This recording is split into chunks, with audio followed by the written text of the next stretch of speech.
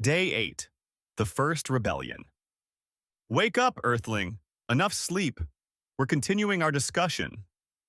I opened my eyes to find him standing over me, that same unreadable stare tinged with something new. Urgency.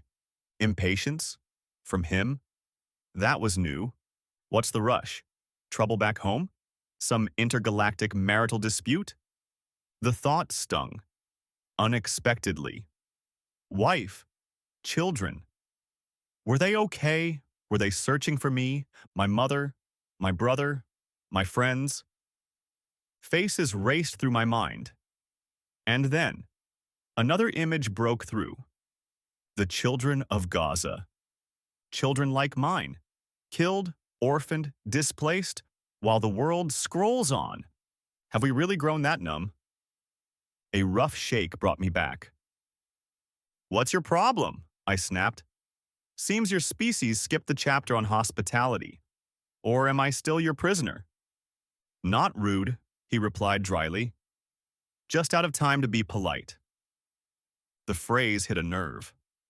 I'd heard it before, from an American man who had bumped into someone on the street without apologizing. Strange how even alien arrogance could echo Earth's worst habits. Ya hasratan ala al-ibad. Oh, the sorrow for mankind. Surah Yasin 36:30. If only they knew Islam, what their civilization could become if their material brilliance was paired with a framework that refined character and elevated the soul.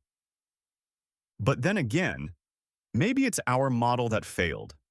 Maybe the lesson is to keep religion out of politics, or maybe that was the fatal error. Could luxury itself be the real disease? It's not absolute, of course, but the pattern repeats across history. The idea sounded irrational, even to me.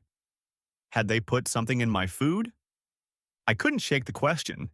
Is there a link between affluence, moral decay, and rejection of faith? The Quran seemed certain. When we decide to destroy a town, we command its affluent to obey, but they defiantly disobey, so the word comes into effect, and we destroy it utterly. Surah Al-Isra, 17:16. Never did we send a warner to any town without its wealthy elite saying, "We reject your message." Surah Saba, 34:34.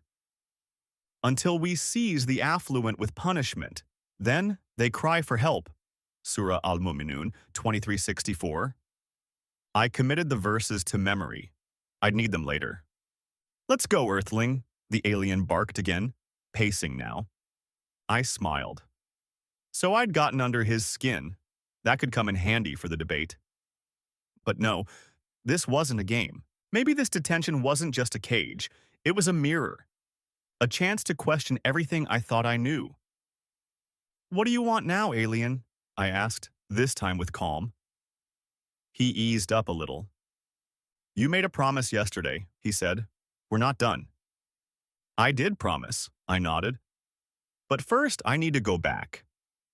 His brows rose. I need to see if Islam really governed, I explained. Or if that's just our mythologized past.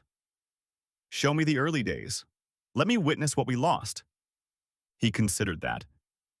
And the matter of interpretation, hermeneutics, how it's tearing Muslims apart. We'll discuss that after the journey. Deal? He looked unconvinced but gave a terse nod. Fine. But one more question before we go. I rolled my eyes. You sound like my kids. Always another question.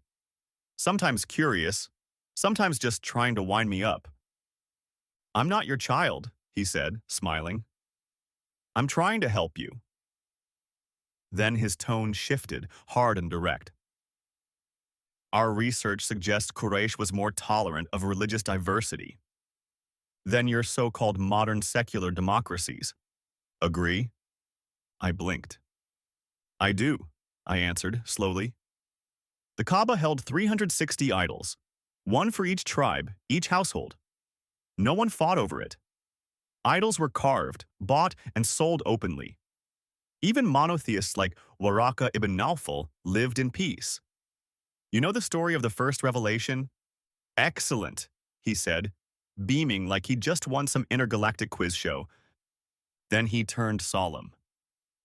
If Quraysh tolerated all of that, why not treat Islam as idol number 361?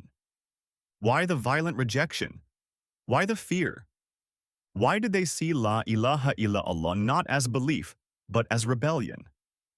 He leaned in, voice low. Did the Qurayshi polytheists understand something in the Prophet's words? Say, La ilaha illallah and you will succeed. That modern Muslims have forgotten? Before I could answer, he turned toward the console. The floor vibrated. The walls around us began to fade, not dissolve, but reconfigure, as if memory itself was becoming architecture. The air shimmered with strange light. The Kaaba rose slowly before us, not the one I knew, but the one from before Revelation. Crude, cluttered, surrounded by idols and the sharp scent of sacrifice. Let the journey